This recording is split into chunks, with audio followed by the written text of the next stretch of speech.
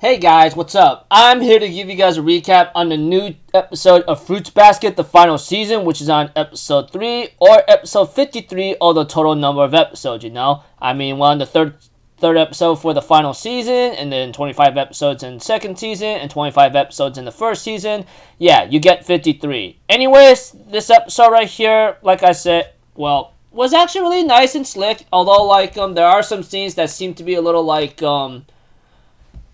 not too much of a attention or not too important, but I like it for what it is. So if anything else, let's just get this started. We had to that the episode opens up with Machi. It looks like to me she's not really enjoying the snow, and it looks like she knocked off some chalk or broke some chalk for some reason.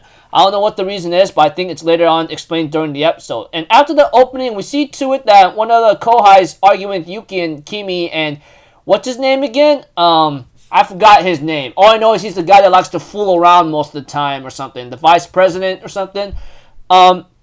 We have to that there were some funny scenes around here and there, and we get to hear some rumors about Machi almost killing her little brother out of jealousy, or something that she would have done that could have been a little too much. Which is something I go like, okay, I mean, you want to kill your little brother, man. That's a little too much, don't you think? It depends on the situation. We don't know. I mean, that guy's younger than Machi or something. Some things could actually happen. Who knows? Whatever the case may be. But that aside, we have to it that Yuki and the vice president. I am so sorry. I just forgot that guy already. Okay, the guy that likes to be playful, fool around kind of thing.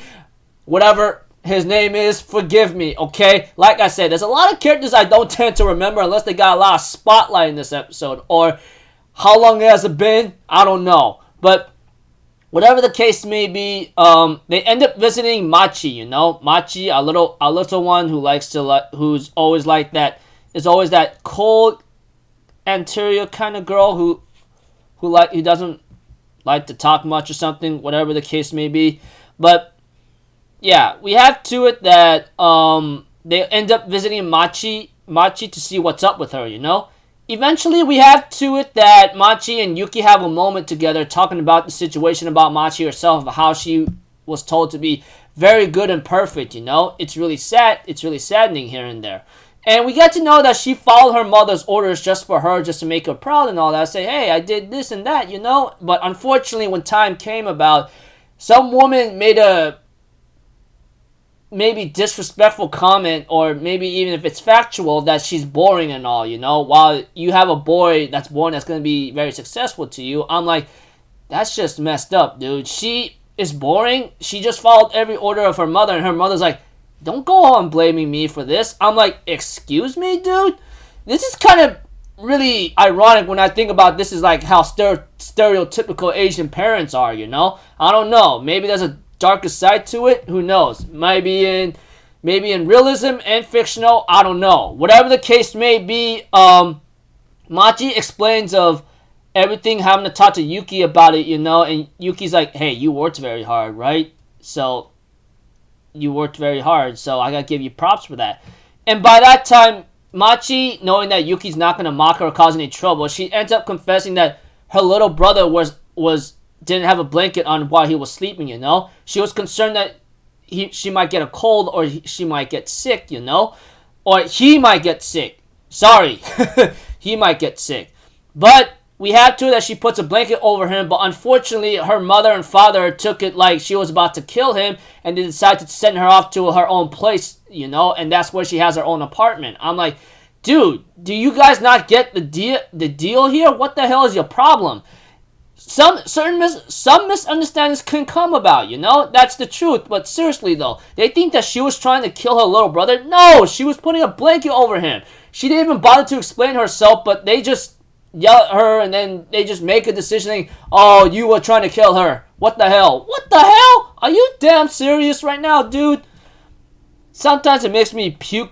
I know sometimes when it comes to parents in the Fruits Basket series, I never realized how disgusting and despicable they can be. Like, I've seen that with certain Soma families, that's for sure. Think about it with Kyo, and then Yuki's mother, And what you may call it?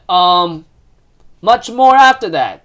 Surely there's some good parents, but no. Like take the example of Isuzu, you know, the horse zodiac. Oh my gosh, man, I feel like one of you know. But Soma, on the other hand, tries to comfort her and says, "Hey, once it gets snowing again, let's you and I make some prints behind, you know." And we have to it that like Yuki and Machi seem to get a little closer, maybe as friends for now, or simple good acquaintances where one's not mocking the other or something, etc. You know. And there was a funny scene with like Kyo getting things ready. He almost fell off the ladder and Toru almost got hurt. And then the other part of the episode involves the same girl who seemed to like love Yuki very much. I forgot her name. Forgive me.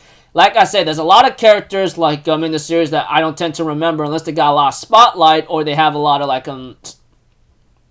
have their name said in this episode. All I know is like she confessed to Yuki that she wishes him happiness and that she loved him very much, you know. Even though she didn't have much time to spend time with him, just talking with him, seeing him every day was just like a dream come true, and it was a good thing, you know, etc. Eventually, it looks like to me we get to see that she didn't want to hear anything more from Yuki, etc., and that she's very glad that this is all coming to an end. We all know what Yuki was gonna say. We all know that. I guess she just wanted to have some closure eventually. Like I said, I forgot the girl's name, but all I know is she's like one of those Yuki fangirls whatsoever, you know. And we have too that there was an underclassman who talks to that same girl that confessed to Yuki, and that he ends up telling her like, you know, one chapter ends, a new one begins, you know, that kind of thing. It looks like to me he had a crush on her on his senpai, you know, and they end up saying their goodbyes, you know, and he says goodbye, you know, which really sucked, you know, because sometimes like sometimes you fall in love at a certain point, but you know they don't really return it because they never loved you or they never cared for you, that kind of thing. It sucked.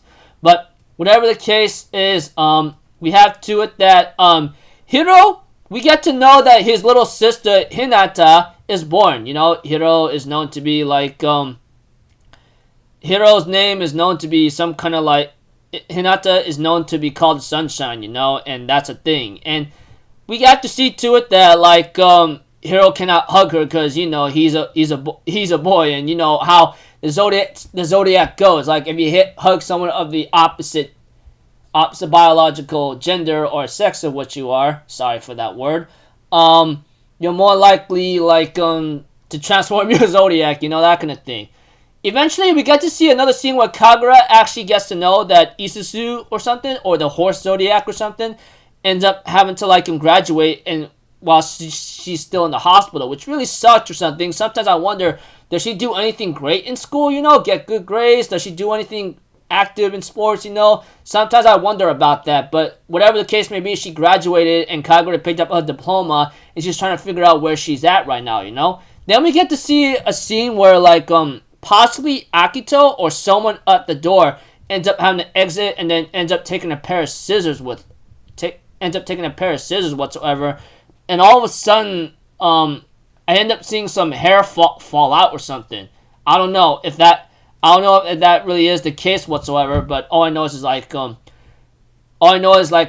episode ends up with someone with a pair of scissors whatsoever, and then walks off, and then all of a sudden some hair strands ends up falling off. So I don't know what really happened here and there, but we had to it that the episode having to like say something like I'm home, you know. Preview of next episode is called I'm home. So I don't know what's gonna happen, but it looks like to me whoever said that, it's kind of scary and sad at the same time, you know.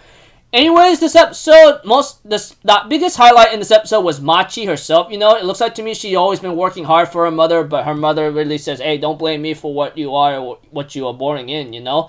And it really, really sucked, you know, because when it comes to her little brother, she was trying to help him, but her parents accuses her for trying to kill him. I'm like, what the living man, are you kidding me? Makes me really want to like slap the hell out of them, not really asking them what the situation was, because she was trying to help her little brother, not kill him. Not to mention like many other disgusting parents in this series of Fruits Basket. Makes me want to puke out guts, you know. Anyways, pretty slick episode. Love to know more about Machi, and I hope Yuki and Machi, you know, a lot of people made some implicit spoilers that they might woohoo kind of thing. I don't know, but we'll have to see. But yeah, the episode, the way how it ended, you know, we get to know Hiro's little sister Hinata is born, and then like Kagura picks up Itsu's diploma. She graduated, but we get to see someone coming out of a freaking like shack or something, and all of a sudden someone has a pair of scissors and hair starting to fall off. I'm like, I don't know. Anyways, looking forward to the next episode, and hopefully it'll be a good one. So until then, people, I'll see you guys later. I'm Alphazito. Have a good day, and I'll see you guys next time, alright? Peace out. Bye-bye. Toot-toot-toot.